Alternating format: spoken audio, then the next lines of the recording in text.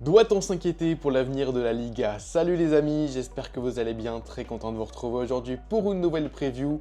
La quatrième, on enchaîne, c'est l'avant-dernière, après l'Angleterre, l'Italie et l'Allemagne. Direction l'Espagne aujourd'hui avec la Liga. On va y avoir pas mal de choses à dire, beaucoup de clubs avec des situations intéressantes. Et vous allez voir que je pense, j'ai pas encore totalement fini la Ligue 1, mais je pense que sur la Liga, ça va être la preview avec le plus de parties, vous allez vite comprendre pourquoi. Et forcément, vous connaissez la formule, on démarre de suite par le récap 2024-2025. On attaque de suite avec la saison 2024-2025 où c'est le Barça qui a remporté la Liga. Mon Barça, vous savez que je suis supporter catalan. Comme ça, voilà, c'est dit dès le début de la vidéo si jamais vous n'avez pas l'info. Évidemment, le Barça champion, une très très belle année pour la première d'Anti-Flick. Le Barça qui est revenu à un très bon niveau. Je pense que c'est le retour du grand Barça. Il va falloir confirmer cette année. Mais en tout cas, l'an dernier, on a vécu une très très belle saison. Il y a eu aussi cette demi-finale de Ligue des Champions qui a fait grand bruit, même si ce n'est pas le sujet de cette vidéo. En championnat, on aura eu un trio de tête Barça, Real, Athletic qui aura mis du temps à se décider à se laisser la première place. On a eu le Real un temps, l'Atlético un temps, qui a fait une très très bonne passe entre novembre, décembre jusqu'à janvier, avant de s'écrouler un petit peu, on en parlera après. Le Real aussi, qui a longtemps piégé le Barça, avant de voir les Catalans totalement dominer leur sujet, et aller chercher cette Liga amplement méritée. Derrière, on note la belle saison de Bilbao aussi, de Villarreal, on va en reparler dans cette vidéo, qui sont des clubs très pertinents. Villarreal qui a bien recruté cet été, donc on en parlera un petit peu après. Ensuite, on retrouve le Real Betis qui fait là aussi une belle saison, le Celta Vigo, le Rayo Vallecano. Et plus bas, au niveau de la descente et de la course en maintien, on voit que ça a été chaud pour Gérone et Séville. Et c'est Leganés, Las Palmas et Valladolid qui vont retrouver la Segunda, qui je pense vont potentiellement pas faire de suite l'ascenseur. Mais c'est des clubs qui sont habitués à faire des allers-retours. Mais voilà, c'était une plutôt belle saison de Liga l'an dernier, Mbappé, Pichichi. Au niveau des coachs, on dit toujours un petit mot en début de vidéo des previews sur les coachs, vous avez l'habitude. Et ça change un petit peu sur ce championnat, puisqu'on a quand même des coachs qui sont là depuis un petit peu plus longtemps que les précédents. On pense notamment à la Serie A où on avait constaté que c'était assez complexe. Quelques changements malgré tout sur les derniers mois, notamment, hop là, évidemment Xabi Alonso, arrivé il y a juste avant la Coupe du Monde des clubs sur le banc du Real Madrid et le départ de Carlo Ancelotti. Quelques changements également, notamment le départ d'Emmanuel Alguacil de la Real Sociedad, du changement à Séville également qui en a sans doute vraiment besoin, mais aussi des coachs historiques. Hop là, avec notamment Diego Simeone qui va... est-ce qu'il va arriver à sa 14e année sur le banc de l'Atlético Madrid? Je pense que la saison va être rude pour lui. Ça peut être une petite hot take des prédictions de voir Diego Simeone partir en cours de saison. J'y crois pas trop, mais attention quand même.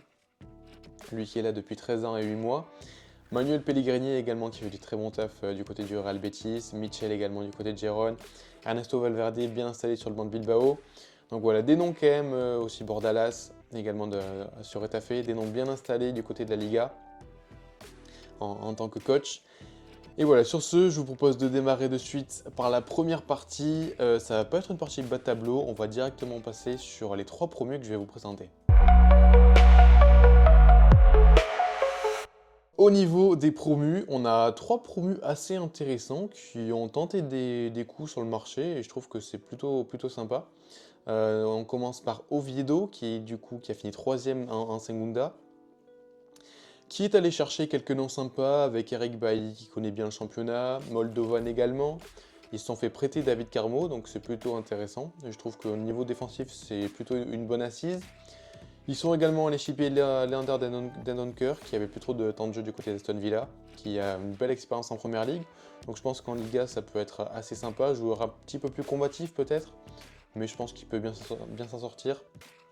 Aux côtés notamment de Santi Cazorla, si vous ne le saviez pas, il est capitaine d'Oviedo, avec toute son expérience à bientôt 41 ans. Joueur qui a du ballon, donc je pense qu'il en a toujours encore un petit peu, et qui saura donner ses services au club d'Oviedo. Et on voit qu'il démarre quand même pas trop mal, ils ont déjà pris 3 points en 3 matchs, pour un promu c'est plutôt bien. Il y a quelques bonnes idées aussi, je pense à Brecalo de la Fio, qui était là-bas depuis quelques temps. Je trouve il y a des choses intéressantes. Rondon également à 35 ans, on va voir s'il arrive encore à être pertinent. Mais je trouve que du côté d'Oviedo, c'est plutôt pas mal. Côté Levante, club aussi un peu historique de Liga, qui fait aussi un petit peu l'ascenseur. Parmi les trois promus, c'est l'effectif qui me convainc le moins. Il y a Mathieu Ryan qui est arrivé en prêt. On voit là aussi que ça a pas mal bougé. Il y a Tolian qui était à Dortmund il y a quelques temps, qui a 31 ans, je ne le pensais pas si vieux. Mais voilà, ça aussi, ça peut être un nom intéressant. Il y a du monde un petit peu au milieu, voilà, quelques arrivées du côté de la Sociedad de Bilbao. Devant, on va retrouver Eta Young qu'on a vu titulaire du côté de Villarreal en ce début de saison. Villarreal qui a pas mal de blessés sur son front offensif, on en parlera tout à l'heure. Ils sont fait également prêter Losada du Real Betis. Donc quelques noms intéressants, quelques joueurs qui viennent des cadres du championnat. Mais je trouve que c'est peut-être l'effectif parmi les trois promus qui est le plus faible à mon avis. Parce que Elche, pour terminer, là aussi club historique de Liga, a un effectif assez sympa je trouve. Il y a Hector Fort et Iñaki Peña qui arrivent en prêt du Barça. Donc deux joueurs qui vont être assez intéressants de développer. Hector Ford notamment, c'est un joueur que j'aimais bien. J'ai bien aimé ce que j'ai vu de lui sous le maillot catalan. Je pense que ça peut être un club intéressant, il peut avoir pas mal de temps de jeu et pourquoi pas bien se développer. Donc ça peut être sympa. Il va retrouver aussi Adria Petrosa qui connaît bien le championnat, l'ancien de Séville en prêt également. Ils ont pris Martin Neto de Benfica. Il y a des noms sympas comme André Silva également qui découvrira un nouveau club, lui qui n'aura jamais réellement réussi à percer, c'est dommage, mais bon, aujourd'hui à 29 ans, je pense qu'il peut passer du bon temps du côté de la Liga. Et globalement, je suis assez intrigué de cette équipe de Elche, également Rafa Mir, mais aussi de l'expérience du joueur espagnol de Séville. Il y a un effectif sympa côté Elche, je pense que ça peut être un bon candidat au maintien. Je ne les vois pas forcément aller beaucoup plus haut, mais au niveau du début de saison, ils ont déjà pris 5 points en 3 matchs, donc belle réussite là aussi. Mais voilà, sur ces trois promus, Elche, Levante et Oviedo, je partirais peut-être, si je dois les classer entre 1 et 3, je dirais Elche premier au niveau de l'effectif, Oviedo deuxième et Levante troisième. Maintenant, à voir ce que le terrain nous dira et s'ils arriveront à se maintenir du côté de la Liga. Un gros sujet, ça y est, on est parti avec 4 clubs historiques du championnat que je vois presque en danger, en tout cas en situation très complexe pour cette saison. On commence par le FC Séville. Si jamais vous voulez vous intéresser un petit peu au club et à ce qui se passe en interne, il y a un très bon thread de Ligue Actu que j'ai lu juste avant de faire cette vidéo qui parle de la situation de Séville, de ce qui se passe en interne. Donc n'hésitez pas à aller voir Ligue Actu sur Twitter. Ils ont un tweet épinglé avec leur thread et vous défilez, c'est leur dernier thread, je crois qu'ils l'ont publié hier. Donc assez intéressant de savoir ce qui se passe en interne. Parce qu'on voit que l'effectif fait beaucoup moins rêver qu'avant. Et c'est un club qui a été obligé de vendre en conséquence 55 millions d'euros d'indemnités reçues avec deux départs majeurs, Loïc Badé et Luque Bacchio. Donc certes des beaux chèques, mais sur le terrain, en termes d'effectifs, c'est compliqué d'avoir des pertes comme ça. Au niveau des recrues et de l'effectif, on a Vlaco Dimos qui est arrivé en prêt de Newcastle, donc bon, gradient plutôt intéressant. En défense, il y a le coup à Spilicueta, à voir à 36 ans ce qu'il pourra donner au club. On a toujours Kike Salas ou Marcao qui sont là, Fabio Cardoso qui arrive de Porto. Déjà quelques blessures avec Tanguy Nianzou, lui aussi c'est compliqué depuis son départ du PSG. Sur les latéraux, je ne suis pas le plus convaincu. Gabriel Suazo, on va voir ce que ça va donner, lui qui était au TFC l'an dernier. Carmona et Sanchez, deux Espagnols qui peuvent être assez intéressants. Le milieu, ça commence à être un peu complexe. Lucien Goumé qui reste un bon joueur. Oudeli, Djibrilso, Jordan, bon, des noms qui sont là depuis quelques temps. Ça nécessiterait peut-être un petit peu de renouveau à ce niveau-là. Devant, on a Ruben Vargas, le Suisse, qui avait été pris, je crois, l'an dernier ou l'année d'avant, je ne me souviens plus très bien, de Augsbourg. On a Januzaj qui revient de près, si je ne dis pas de bêtises, c'est ça qui était à Las Palmas l'an dernier. Devant, ça ne me fait pas trop rêver, Isaac Romero, Accor Adams, Alexis Sanchez qui a été pris en prêt. Bon, joueur qui connaît la Liga du côté du Barça, mais bon, Sur l'effectif, je suis pas le plus grand fan. Ils ont quand même réussi à prendre 3 points en 3 matchs. Il y a un nouveau coach, Mathias Almeida. On va voir ce que ça va donner, que je connais pas du tout pour le coup. Donc ouais, je suis un peu inquiet pour le FC Séville. Il y a, je pense, des clubs qui sont un petit peu moins bien embarqués qu'eux, mais attention parce que l'effectif fait pas rêver. Il y a besoin de renouveau au milieu, devant, même derrière. Ça me semble assez fragile quand même. Mais ouais, saison compliquée, pareil pour Gérone, où là je suis peut-être encore plus inquiet pour Gérone qui démarre très très mal, 0 points pris en 3 matchs, dernier lanterne rouge. Mitchell, 4e saison ou 5e saison au club, 5e saison au club, c'est ça. À voir, tu as eu pas mal de pertes aussi avec Crazy, Gutiérrez, Yann Galera, pas mal de gars qui étaient là lors de ta grosse saison il y a 2 ans. Voilà, t'as quasiment plus personne aujourd'hui, à part peut-être Arnaud Martinez et quelques autres, Dale Blint notamment. Mais sinon, l'effectif, ça devient complexe. T'as pris Livakovic en prêt, c'est pas pire. Je trouve que c'est pas mal, sachant que on a vu Paul Lopez au Gazaniga ce que ça donnait. Paul Lopez qui n'est plus là, mais l'an dernier c'était rude. Hein. On se souvient de nombreux contre leur camp en Ligue des Champions. Sur la défense, je t'ai fait prêter Vitor Reis, merci la multipropriété. Lui qu'on a très peu vu au final du côté de Manchester City qui avait été pris en hiver. On va voir du côté de la Liga. Il aura Axel Witsel et Dale Blint pour lui donner toute leur expérience, même David Lopez également. Ça peut être une bonne chose. Maintenant, attention à pas trop se reprendre en contre parce que ça peut être vite compliqué. T'as remplacé Gutiérrez par Alex Moreno, joueur qui connaît la Liga en espagnol. Pourquoi pas? T'as toujours Arnaud Martinez, du coup, ce que je disais, latéral droit, ce qui est plutôt pas mal. Le milieu, Asdin Ounahi, à voir. Un joueur qui est un peu en perdition là depuis quelques temps, qui a été très très bon, on s'en rappelle. Mais depuis, c'est plus compliqué. Donc, est-ce qu'il va arriver à avoir de la régularité? C'est la grande question, je pense. T'as aussi Donny Van de Beek qui est toujours là, mais un milieu qui me paraît quand même assez pauvre. Et t'as pris Thomas Lemar.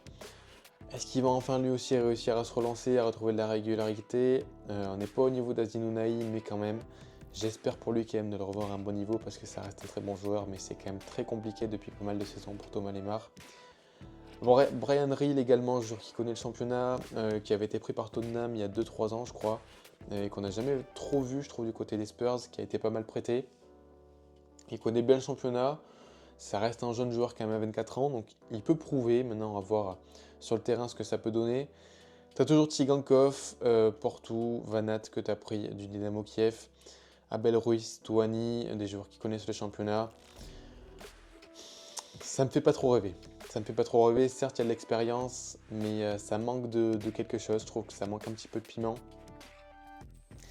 Et je pense que la saison va être compliquée. Ça démarre très très mal pour Gérone. Et ouais, j'ai peur que ça sente un petit peu le sapin pour eux. La Real Sociedad, je suis un peu inquiet aussi pour la Real Sociedad depuis 1 an et demi. Là, c'est quand même assez compliqué. Depuis leur passage en Ligue des Champions, leur confrontation face au PSG. Depuis ce moment-là, je trouve que c'est vraiment compliqué pour eux. Parce qu'il y a des cadres et des joueurs qui donnent moins satisfaction, je trouve. Je pense à Bryce Mendes, des mecs comme Oyarzabal, Kubo, qu'on voyait un petit peu partout, qui n'est jamais parti, Barrenetxea, Oscarson. Je suis pas trop convaincu par ces joueurs, ça devient un petit peu plus compliqué. Igor Soupeldia aussi. Le Mercato, on souffle un peu, franchement. Gonzalo Guedes, Caleta-Char, Carlos Soler, Yangel Herrera, ça fait pas rêver. Sachant que tu as perdu Martin Subimendi. Ah oui, tu as encaissé 80 millions, c'est très bien. Il y a un nouveau cycle qui est entamé déjà avec le départ d'Alguacil et la nomination de Sergio Francisco. À voir, nouveau coach, c'est un pari qui est tenté quand même. Tu démarres pas très bien la saison non plus, 16e à égalité avec l'Atlético Madrid, 2 points en 3 matchs. C'est pas un départ idéal. Il y a de la qualité, c'est ça qui est compliqué avec eux. On voit rien qu'aux valeurs marchandes qui sont assez conséquentes. Mais c'est vrai que je suis un peu déçu de pas mal de joueurs côté Real Sociedad. J'espère qu'ils vont réussir à retrouver un petit élan parce qu'il y a de la qualité. Je pense que c'est des joueurs pertinents. Je pense aux joueurs que j'ai cités au début. Mais voilà, si on regarde un petit peu plus l'effectif en détail, il y a Zakarian qui est pas mauvais. Susic également qui est un bon joueur. Alex Remiro qui est un bon gardien. Et ouais, ça me ferait plaisir de revoir des joueurs à très bon niveau, les Oyarzabal, Barrenetxea, tous ces gars-là, les Kubo. Ça me ferait plaisir de revoir une équipe capable d'embêter les gros, mais c'est vrai que depuis quelques temps, c'est quand même compliqué pour la Real. J'espère me tromper, mais j'ai peur d'une saison un peu complexe. Dernier club, Valence. Je pense que le club a passé le plus dur, mais attention tout de même. Petite alerte sur Valence, qui n'a finalement pas trop perdu, à part Mosquera. Je m'attendais à ce que ce soit un petit peu plus compliqué au niveau des départs. Finalement, tu as gardé Diego Lopez, tu as gardé André Almeida, tu as gardé Ravi Guerra, tu as gardé Pepe Lou, tu as gardé également José Gaia. Bon, ça, c'est c'est plus trop d'actualité. Mais l'effectif reste assez intéressant. Assez intéressant au niveau des arrivées, il y a notamment Baptiste Santamaria. Donc le milieu est pas mal. Tu as pris également Lucas Beltran en prêt. Je trouve le milieu assez sympa côté Valencia. Arnaud Danjuma, j'ai un peu bugué sur son prénom. Danjuma, du coup, qui arrive de Villarreal. Lui aussi, qu'on avait vu exploser le temps d'une saison, qui avait été annoncé un petit peu partout, qui était parti en Angleterre, je crois. Je vérifie ça de suite, je me souviens plus très bien de son parcours à Danjuma. Qui était parti à Everton, c'est ça. J'allais dire à Tottenham, c'est ça. C'est moi ce qui me semblait qu'il était parti du côté de Tottenham. Everton, Gérone, bon, c'est un peu plus compliqué pour lui depuis quelques temps, mais bon, est-ce que c'est des joueurs un petit peu one shot à voir si du côté de Valence il arrive à retrouver un petit peu de temps de jeu et de régularité. Ça démarre pas trop mal la saison avec 4 points en 3 matchs. J'ai plutôt un bon feeling côté Valencia, mais attention tout de même parce qu'on a vu que la saison dernière ils se sont fait peur. Mais je trouve qu'il y a quand même de la qualité dans cet effectif-là. Voilà, c'était 4 clubs sur lesquels je voulais donner un petit warning. Voilà, 4 clubs habitués de la Liga. Je ne dis pas qu'ils vont chuter, mais petite alerte quand même. Et je vous propose là d'enchaîner avec les clubs du milieu de tableau. Allez, on va balayer un petit peu tous les clubs du milieu de tableau de Liga. On va démarrer par Osasuna qui a un effectif très très court avec seulement 20 joueurs. Je pense que c'est l'un des effectifs les plus courts d'Europe. Il ne faut pas qu'il y ait trop de blessés parce que là par exemple Valentin Rossier qu'on avait vu à Nice il y a 1 an et demi il me semble. Voilà, seul latéral droit. Au milieu, tu as 4 milieux. Donc il va falloir être très vigilant là-dessus. Ils ont pris Geraldo Becker qui n'était pas terrible du côté de la Real Sociedad. Et à part ça, ça n'a pas trop bougé. Toujours Boudimir, la terreur Boudimir, qui avait fait une bonne saison l'an dernier. Le buteur attitré. Ça démarre tranquillement, 13e, 3 points en 3 matchs. Je pense que ça va se maintenir sans trop de problème au Osasuna. Mais attention, parce que c'est vrai que l'effectif me paraît vraiment très court pour la saison. Un petit chèque encaissé sur Jesus Arezzo par Bilbao. Mais ouais, je pense que Osasuna, je ne suis pas trop inquiet pour eux. Alaves, c'était un petit peu chaud l'an dernier. Il me semble qu'ils ont fini avant-dernier, je recheck ça. Non, 15e, ça va. Petite marge pour eux. Mais attention tout de même, avec au niveau des transferts, tu as quand même Panicelli, un des nombreux joueurs payés par Strasbourg, que tu as perdu. Tu as pris un petit chèque derrière, c'est plutôt sympa. Il y a quelques recrues aussi plutôt agréables avec Lucas Boyer qui arrive de Grenade. Mariano Diaz, voilà, il existe encore, si vous voulez savoir, à 32 ans, il joue toujours au foot.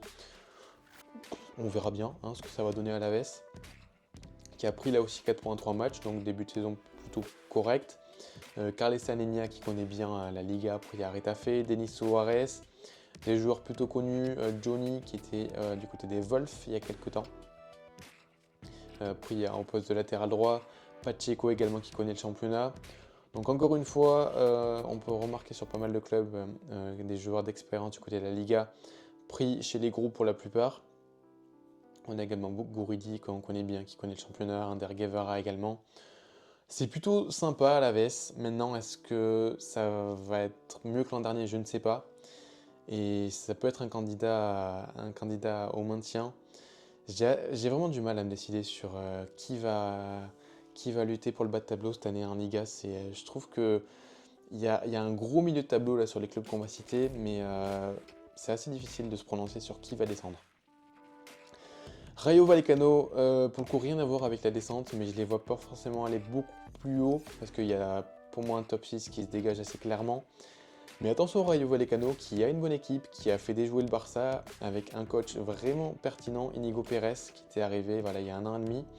Coach jeune et qui propose de belles choses.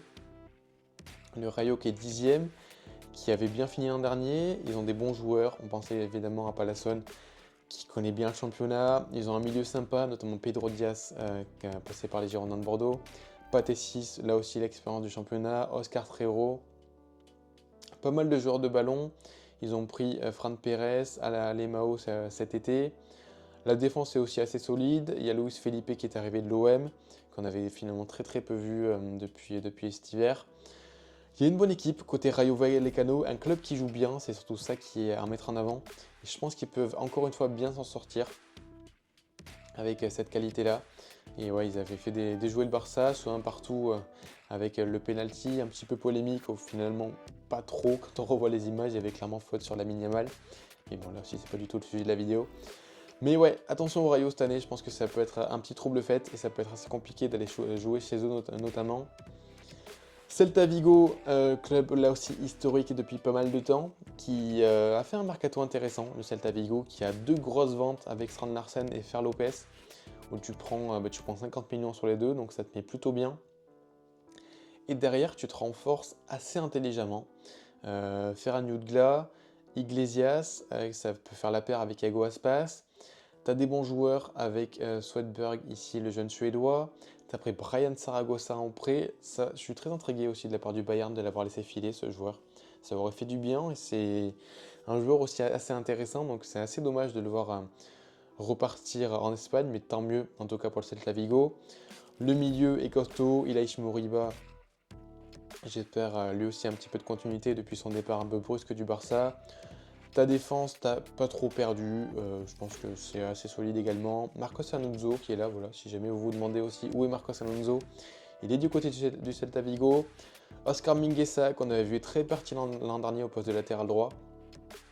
Là aussi, très curieux de voir si ça va continuer, parce que je ne m'attendais pas à le voir à ce niveau-là. Et globalement, un club de Celta Vigo plutôt pertinent, 14e pour l'instant après 4 matchs. 4 matchs, ils ont joué 4 matchs, Celta Vigo, je ne savais pas. On va regarder ça. Je savais pas du tout qu'ils avaient joué 4 matchs, je sais pas si c'est un bug.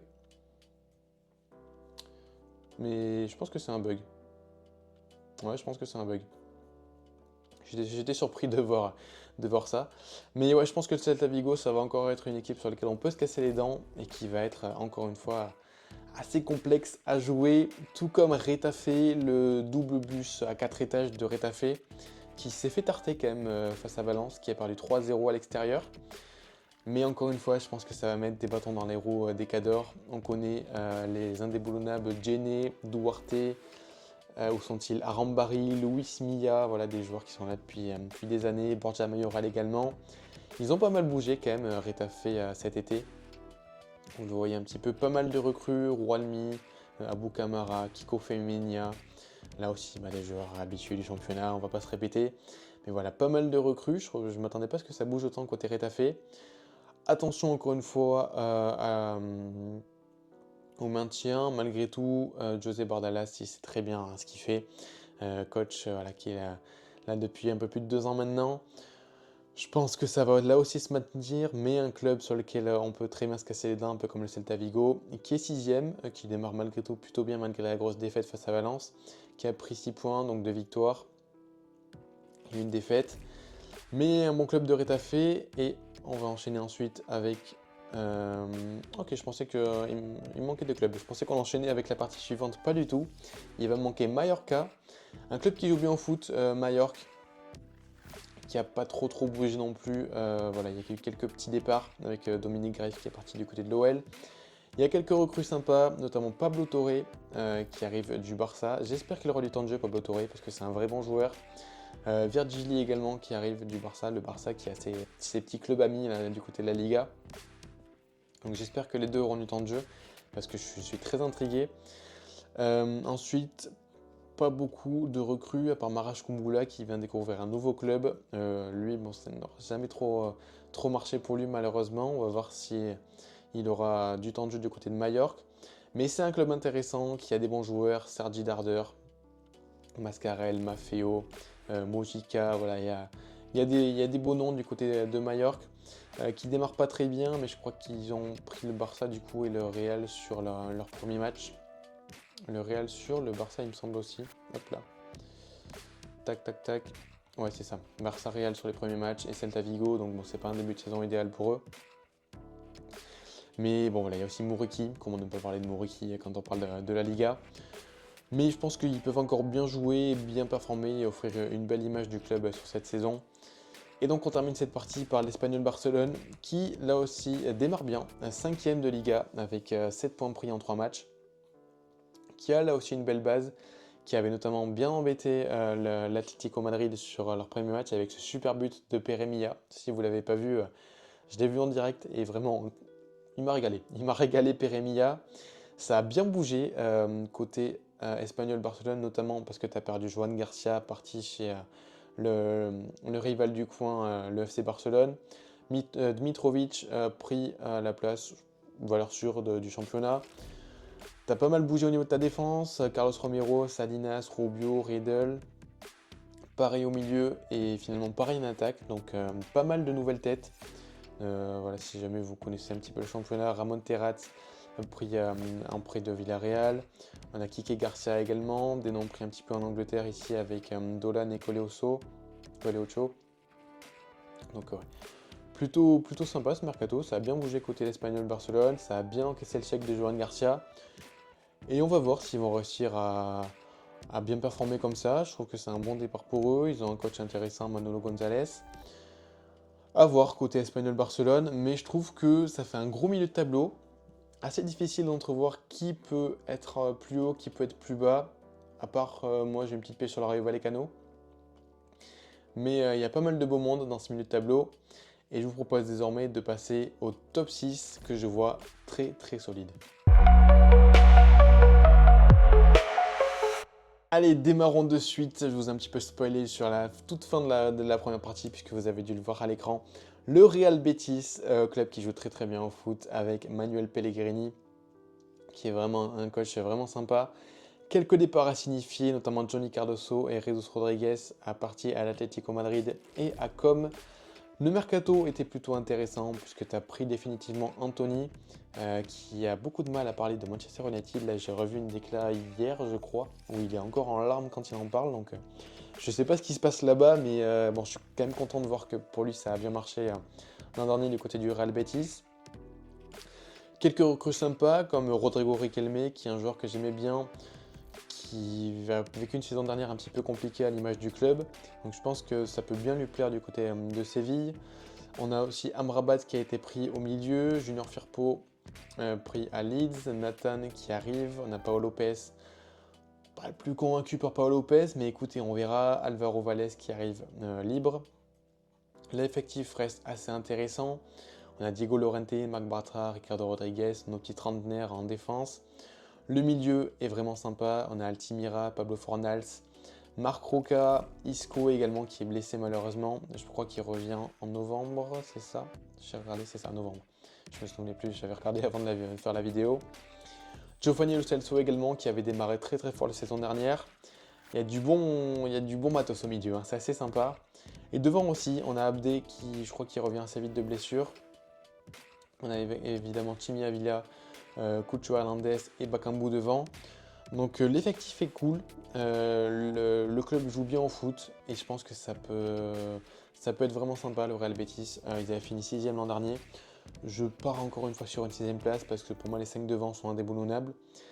Mais attention au Real Betis qui je pense que j'ai un petit feeling sur eux. Ça peut peut-être un petit peu compliqué avec notamment le départ de Johnny Cardoso au milieu. Mais si tes blessés reviennent bien, si tu arrives à retrouver bien ton football, je pense que ça peut être vraiment sympa le Real Betis. Et toujours une équipe agréable à suivre, donc n'hésitez pas à allumer la télé quand il joue au football. L'Athletic Club de Bilbao, qui a évidemment gardé Nico Williams, le dossier chaud du début de Mercato, avec les problèmes du Barça, on les connaît, ce fameux 1 pour 1. Ils ont gardé Nico Williams, ils ont forcément, on les connaît, pas trop bougé sur le reste, à part Arezzo qui arrive de Osasuna, on en a parlé tout à l'heure. Pas beaucoup de départs non plus, en tout cas de départs importants, à part Alvaro Diallo ou quelques autres. Un effectif qui n'a pas bougé et qui est sûr de sa force, très bien armé, à part peut-être en défense centrale où il n'y a pas trop d'options. Malgré tout, tu as de la qualité et des joueurs très bien cotés aussi. Je ne pensais pas de les voir aussi bien cotés certains, notamment les 60 millions sur Yann Sanset, les 40 millions sur Dani Vivian. C'est des très bons joueurs, mais je suis content de voir que les joueurs de Bilbao aussi bien cotés. T'as un très bon gardien évidemment avec Unai Simon, gardien de la sélection. Ta défense, Viviane Paredes, c'est solide. Tu as des très bons côtés avec notamment Yuri Berchiche. Au milieu, c'est sympa. Raúl Guizar qui est un très bon milieu. Beñat Prados, Vesca, De Galarreta. Là, il y a du bon. Il y a du ballon. Oyan Sanset également qui est un très bon joueur. C'est vraiment assez intéressant ce club de Bilbao, cette formation basque qui marche très très bien. Nico Williams, Iñaki Williams, Alex Berenguer, Sanadi, Kruseta. Devant, c'est aussi très solide.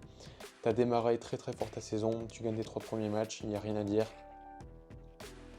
Et voilà quoi, très bon début de saison de Bilbao qui est allé battre le Real Betis, le club dont on vient de parler juste avant, sur leur pelouse. Ernesto Valverde, ça marche très bien pour lui. Je suis assez content parce que on avait vu du côté du Barça. Il dormait bien, mais bon, c'était pas non plus la folie. Après, c'était pas non plus le meilleur Barça à ce moment-là. Mais je suis content qu'il arrive à trouver de la continuité du côté de Bilbao. Et c'est un club vraiment intéressant à suivre. Je pense que ça va être un gros outsider pour le top 4. Encore une fois, j'ai un club que je sens un tout petit peu mieux. Mais Bilbao, je pense qu'ils peuvent embêter pas mal de monde. Attention au passage un petit peu à vide aussi côté Bilbao. Mais attention à eux, encore une fois. Un club que je sens vraiment bien cette saison, et je pense que je ne suis pas le seul, c'est Villarreal, qui a perdu des noms. Alex Baena, Tierno Barry, Jérémy Pino, c'est quand même 3 jeunes en plus, 3 joueurs offensifs, et je pense que ça fait quand même assez mal Alex Baena, qui était, il me semble, meilleur passeur l'an dernier de Liga, et qui était un super joueur, et les 3 globalement étaient de très bons joueurs. Mais derrière, tu t'es vraiment très très bien renforcé. À démarrer par Arnaud Tenas, déjà rien à voir, mais voilà, t'as pris Arnaud Tenas. En défense, Renato Vega pris à Chelsea. Là aussi, ça peut être vraiment bien, joueur vraiment intéressant. J'ai été étonné de ne pas avoir d'autres clubs sur lui, mais je pense qu'il peut vraiment bien parfait du côté de Villarreal. Santiago Mourinho, là aussi, le jeune défenseur de l'Atlético Madrid, ça peut être pas mal. Rafa Marin, pris en prêt du Napoli. Il y a du beau monde du côté de cette défense de Villarreal. Thomas Partey, arrivé libre d'Arsenal, là aussi un joueur qui retrouve la Liga, qui était avant l'Atlético Madrid. Ça fait un entrejeu sympa aux côtés des Pape Gay, Comesenia et Dani Parejo. Et devant, c'est là où pour moi c'est vraiment vraiment sympa. Alberto Molero, pris clairement pour remplacer Alex Baena, ça peut être vraiment ultra intéressant. Et je pense, ça sera peut-être une de mes prédictions, mais un joueur qui peut partir dans un gros club l'an prochain, Alberto Molero, qui peut faire une belle saison. Taron Buchanan, là aussi, je pense que ça peut être sympa du côté de la Liga, qu'on n'avait pas trop vu du côté de l'Inter. Je pense que c'est un environnement où il peut bien se développer. Et évidemment, la grosse prise de la fin de Mercato qui a versé des larmes, Miko Tadze qui arrive de l'OL, qui arrive pour sauver son club, mais je pense que ça peut là aussi bien marcher pour lui du côté de Villarreal et qui vient renforcer des travaux. J'espère que ça ne va pas trop vous déranger, j'ai des travaux qui démarrent à côté de chez moi. Mais qui vient renforcer un bel effectif et un beau front offensif qui est malgré tout bien embêté par les blessures là avec Gerard Moreno et José Pérez. Mais je pense que c'est vraiment intéressant. Avec Nicolas Pepe qui fait un gros début de saison également, dans ce 4-4-2 de Marcelino qui joue devant. On voit que l'effectif est vraiment bien, le 4-4-2 marche désormais vraiment très très bien et a été bien implanté par Marcelino. Et là aussi content pour lui qu'il ait sur bondir après le passage à l'OM. Mais ouais, il y a un bel effectif vraiment côté Villarreal. J'ai pas parlé d'Ilias Akomash également, le jeune Marocain, lui aussi j'espère qu'il va faire une belle saison. Et je les sens vraiment bien Villarreal, je les sens vraiment très très bien. Et j'ai peut-être un petit prono sur eux et je vous en parle juste après parce qu'avant on parle des 3 cadors évidemment. Allez, dernière partie de cette vidéo et on démarre par l'Atlético Madrid. Le gros dossier je pense du top 3. Avec du coup la 14e année de Diego Simeone. Va-t-il la terminer? C'est la grande question. avec un mercato qui a été assez costaud, des départs, Vermeuren, Samuel Lino, Riquelme, Angel Correa. T'as perdu pas mal de gars, mais tu t'es énormément renforcé. Yann Oblak toujours là, t'as pris Mousso en doublure. En défense, l'anglais arrivé définitivement. T'es allé prendre Matteo Ruggieri de l'Atalanta et David Anko. Deux bons joueurs, également Marc Pobil, j'allais oublier, en latéral droit. Johnny Cardoso au milieu, c'est assez intéressant là aussi pour venir renforcer ton entrejeu. Et devant, c'est aussi très pertinent avec Raspadori, Nico Gonzalez, Carlos Martin, Alex Baena et Thiago Almada. Ça fait un effectif vraiment costaud quand on regarde. Le 11 type peut être vraiment très très solide. Mais pour moi, la question c'est est-ce que Diego Simeone est capable de gérer tout ça, d'assumer ce changement et de se renouveler. Et je ne suis pas vraiment sûr de ça. Je ne suis pas vraiment sûr de ça parce que je trouve que l'effectif est un peu moins taillé pour lui. Quand tu regardes, tu as quand même pas mal de joueurs de ballon. Et on sait que Diego Simeone, il aime le combat, il aime ce genre de choses-là. Et est-ce qu'il est capable d'animer intelligemment tout ça? Je sais pas. Je me pose beaucoup la question. J'ai l'impression que les joueurs sont assez bridés côté Atlético Madrid. Et tu pourrais en faire beaucoup mieux avec des Griezmann qui est encore là, Julián Alvarez. Je pense que tu peux créer des connexions sympas avec Alex Baena et Almada notamment. Le milieu, Pablo Barrios, j'en attend beaucoup cette saison à 22 ans. Je pense qu'il peut. C'est un joueur qui mérite d'exploser. Mais là aussi, je le trouve un petit peu bridé. Gallagher qui devait peut-être partir, ça s'est pas fait finalement. Cardozo, je pense qu'il peut vraiment trouver satisfaction et sa place au milieu de terrain. La défense est aussi assez solide, mine de rien. Mais ouais, ma grosse interrogation, c'est autour de ce bonhomme. Est-ce que voilà, c'est pas l'année de trop pour lui? J'en ai bien peur, sachant que tu démarres vraiment pas idéalement ta saison, avec 2 nuls et une défaite.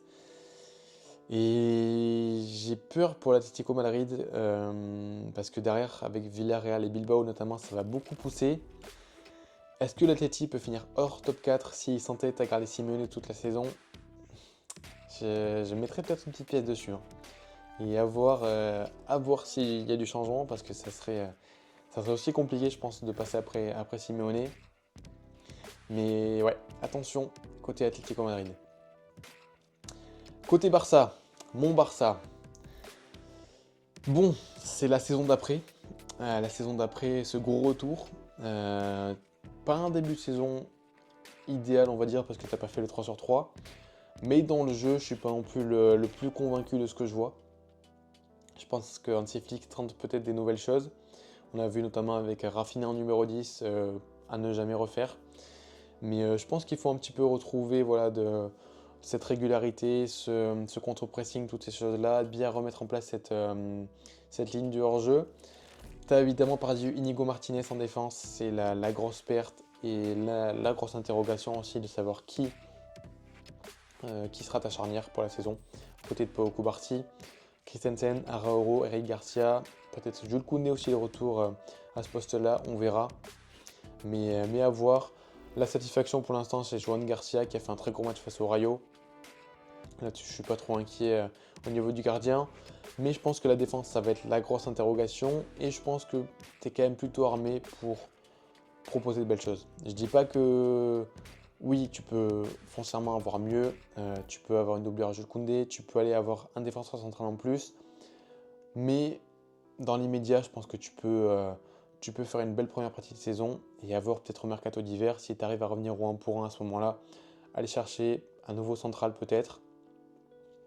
Mais allez, tu as ce qu'il faut pour démarrer la saison, on va quand même pas non plus en faire des caisses. Sur le reste, le milieu est vraiment monstrueux, il n'y a rien à dire. Casado, Bernal qui va revenir, j'ai hâte de voir ça. Pedri, Gavi, De Jong, Olmo, Fermin Lopez, ça fait pas lire plus d'un club je pense. Et si tu animes bien tout ça, ça peut être vraiment très costaud et je pense qu'un Flick en est tout à fait capable. Et devant, Rafinha, la saison d'après, lui aussi, après sa grosse saison dernière. Marcus Rashford va-t-il être capable de bien performer en Liga? Même si les débuts sont pas convaincants, je pense que ça peut le faire. Ça peut être pas mal. Lamine Yamal, on en parlera juste après. On va parler de Ferran Torres, là aussi, qui a bien performé l'an dernier. Je pense que pour lui, à 25 ans, ça peut être une belle saison, Ferran Torres. Sachant que Lewandowski va laisser un petit peu plus de minutes, je pense. Je pense que Ferran Torres, il peut gratter là aussi du temps, gratter des stats et faire une belle saison avec peut-être une grosse recrue en attaque l'an prochain pour le Barça. Mais je pense que Ferran peut vraiment se positionner encore un peu plus haut dans la tête d'un petit flic. Et forcément Lamine Yamal pour terminer. Bon, personnellement, je pense pas que ce soit que le fan qui parle, mais j'en ai vraiment marre de toutes ces politiques autour de Lamine Yamal, de ces polémiques, pardon, autour de Lamine Yamal, de sa vie personnelle et tout ça. Je pense que tous les joueurs de foot sortent et le fait qu'il y ait cet acharnement sur un gamin de 18 ans, je trouve ça un peu déplacé. Je trouve qu'on en fait vraiment des caisses pour pas grand chose parce que le joueur reste ultra performant. Et même les polémiques qu'il y a sur ce qu'on voit sur lui dans les matchs, qui est un peu trop perso, qui machin, ceci, cela, qui fait pas assez de passes. Enfin, je pense que je vois pas les mêmes matchs que les gens parce que c'est un joueur qui est toujours au service du collectif. Et ça reste un ailier et son but c'est de déséquilibrer l'adversaire. Et s'il tente pas des choses peut-être un peu trop perso, bah, ça va devenir un joueur yacht nature à la Pep Guardiola, ce qu'il a pu faire avec les Grish et tous ces mecs-là. Donc je suis désolé, mais moi Lamine Yamal, je veux le voir toujours un petit peu perso, je veux le voir performer, je veux le voir perforer les défenses. Et c'est un joueur qui a tellement fourni en passe décisive l'an dernier, qui a tellement été aussi au service du collectif que je trouve que tout ce qu'on dit sur lui aujourd'hui est vraiment déplacé. Et voilà, petit coup de gueule, mais j'attends forcément énormément de lui cette saison. Et je pense que le Barça peut retrouver sa superbe comme ce qu'on a vu l'an dernier. Il y a des gros enjeux, notamment en défense, notamment en animation offensive. Mais j'y crois à ce Barça et à date, c'est clairement mes favoris pour le titre. Parce que le Real Madrid, pour terminer, le dernier club, a vécu un grand changement avec le départ de Carlo Ancelotti et la nomination de Xabi Alonso. Des départs conséquents dans le vestiaire du moins avec Luka Modric ou Lucas Vazquez. À part ça, pas grand chose à dire à part que le mercato a été conséquent au niveau des arrivées avec Mastantuono, avec le gros chèque envoyé du côté de River Plate, Alvaro Carreras, Alexander Arnold et Dino Huysen. 3 joueurs, il fallait de toute façon prendre des défenseurs. 3 jeunes joueurs plutôt intéressants. Maintenant, est-ce que je suis pleinement convaincu? Pas tant. Pas tant, parce que Thibaut Courtois, on ne le présente plus, meilleur gardien du monde, sans trop de débat, vraiment joueur absolument monstrueux, il n'y a rien à dire là-dessus. Au niveau de la défense, je pense que ça méritait peut-être d'aller chercher un défenseur central en plus, sachant que tu as un peu de fragilité. Militao qui revient, Rudiger et Alaba, ça devient compliqué pour eux. J'aurais bien pris un défenseur central en plus. Maintenant, Huysen reste un très bon prospect et je pense qu'il va être vraiment intéressant à suivre. Carreras, à voir ce que ça donnera sur une saison. Parce que voilà, on a vu quelques éclairs du côté de Benfica l'an dernier, notamment face à Lamine Yamal, on se rappelle.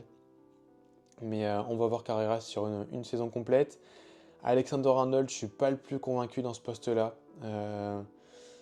Je ne sais pas trop, à voir comment Alonso va aligner tout ça à la longue. Mais je ne suis pas forcément le plus convaincu. Je trouve que ça aurait mérité d'un latéral plus défensif que ça. Et on voit que Carvajal joue pas mal sur début de saison.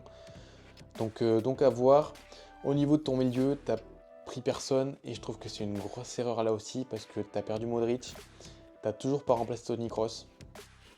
Et ça manque vraiment d'un milieu vraiment pur 8 quoi. Parce que Tchouaméni, Valverde, Camavinga, Ceballos. Bellingham, t'as pas ce pur 8 pierre angulaire un peu de ton entrejeu. Certes, Tchouaméni, Valverde, face à la plupart des équipes de Liga, ça va faire le taf. Mais face au gros, je ne sais pas. Je ne sais pas si tu as ce milieu capable de garder la balle, de bien gérer ta possession, d'animer ta création. Je ne sais pas trop. Est-ce qu'Arda Güler est ce mec-là? Je ne sais pas. Sur toute une saison, je ne sais pas. Je le trouve peut-être un petit peu plus offensif que ça, Arda Güler. La question également sur l'animation offensive. Est-ce que Mbappé en 9, ça va faire toute la saison? Rodrigo partira pas. Pour l'instant, il est resté. À voir le temps de jeu qu'il aura. Vinicius, est-ce qu'il va retrouver son niveau? Ça aussi, c'est une grosse interrogation. Il y a un gros enjeu, je pense, de la saison du Real Madrid. Brahim Diaz toujours là. Jouera là aussi qui a du ballon. Quel niveau aura Mastantuono tout au long de la saison? Hendrick, là aussi la grande question. Et Gonzalo Garcia, qu'on avait un petit peu à la Coupe du Monde des clubs, je n'attends pas plus que ça pour lui. Mais je trouve qu'il y a beaucoup d'interrogations côté Real. Et même si tu as fait le 9 sur 9 pour l'instant, sur une saison complète, je me pose beaucoup de questions pour les mettre numéro 1. Pour l'instant, je les laisse numéro 2. Je pars sur Barça 1, Real 2. Mais à tout moment, ça peut très bien me prendre le Real. Mais j'ai beaucoup d'interrogations sur le club pour l'instant. Voilà ce que je pouvais dire sur les clubs de Liga. Du coup, mon prono, Barça champion, vous l'avez compris, Real numéro 2. J'aurais tendance à partir sur un Villarreal numéro 3. Et si je suis très joueur, je mets l'Atlético Madrid 5e. Et Bilbao 4e. Là, à date, alors c'est peut-être très, très court-termiste, très culture de l'instant, mais je partirai sur ça. Et le Real Betis, je ne les vois pas plus haut que 6e, et pas plus bas non plus. Et ensuite, c'est vraiment compliqué de juger, je trouve, sur le reste. Franchement, dites-moi si vous voyez vraiment des clubs ultra en danger. Je vois peut-être Levante ici. Levante, moi je les vois à 20e. Je vois Lanterne Rouge parce que l'effectif ne me fait pas forcément trop rêver. Elche et Oviedo, il y en aura forcément un des deux qui se maintiendra. Et peut-être les deux. Gérone, je pense que ça va être complexe. Et après, à voir. J'ai vraiment du mal à me décider sur qui peut descendre, qui peut être des candidats vraiment sérieux au maintien, qui n'aura pas de problème, à part le Rayo Vallecano, vous l'avez compris. Mais voilà ce que je pouvais vous dire sur la Liga. Il ne restera donc plus que la Ligue 1 à tourner. Donc ça va être une preview assez intéressante là aussi. On va évidemment tourner les prédictions de la saison. Je pense que vous aurez du coup la preview de Liga ce jeudi, parce que là je tourne le jeudi 4 septembre, c'est bien ça. Vous aurez la preview ce soir. La Ligue 1, je pense que vous l'aurez lundi prochain. Et les prédictions qu'on tournera ce soir, vous les aurez mercredi. Comme ça, vous aurez une trêve internationale bien animée en vidéo. Et les prédictions, préparez-vous. Préparez-vous, je pense que la vidéo va être écœurante et infâme. Je pense que j'ai prévu de belles choses. Et je pense que mes deux compères vont être en forme. Et on a très hâte de vous proposer tout ça. Voilà les amis, je vous remercie de m'avoir écouté, que ce soit en vidéo ou en podcast. J'aime bien tourner ces previews, c'est un petit peu de taf, mais ça me permet de voir un petit peu où en sont tous les clubs, où en sont les championnats, qu'est-ce qu'on peut en attendre. Et sans forcément trop non plus rentrer dans les détails sur certains clubs. C'est quand même assez intéressant de voir un petit tour d'horizon comme ça. Et j'aime beaucoup vous préparer tout ça. Allez, je vous laisse, je vous en dis pas plus. À la prochaine les amis, je vous remercie de m'avoir écouté et je vous dis à la prochaine, ciao.